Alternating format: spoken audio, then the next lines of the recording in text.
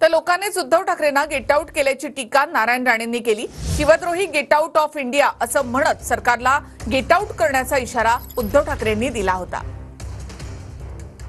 आज याच इथे छत्रपती शिवाजी महाराजांच्या साक्षीने हे जे शिवद्रोही सरकार आपल्या महाराष्ट्रामध्ये बेकायदेशीररित्या घटनाबाह्य पद्धतीने बसलेलं आहे, त्यांना आपण सांगितलं पाहिजे की get out of India, get out of India. आणि म्हणूनच आम्ही इथे जमलेलो आहोत।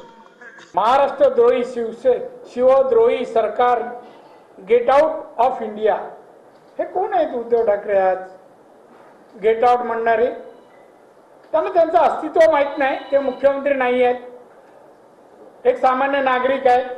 तू मुख्यमंत्री होतास, लोकांनीच गेट आउट केलं ना तुला, तुमची सत्ता कशी येईल? आम्ही काय द्यायला बसलोय? आम्ही आहोत आणि राहणार। तुमचं काय काम आहे? काय केलं 2.5 वर्षात? 2 दिवस फक्त मंत्रालय, असा मेंगळट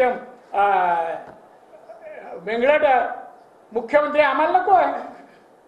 काय येत नाही, फायनान्स मला कळत नाही, मग काय झक मारायला आलास मुख्यमंत्री बनायला? आणि मुख्यमंत्री काय हो, त्याला पाहिल्यावर वाटतो का माणूस मुख्यमंत्री व्हा बावळट?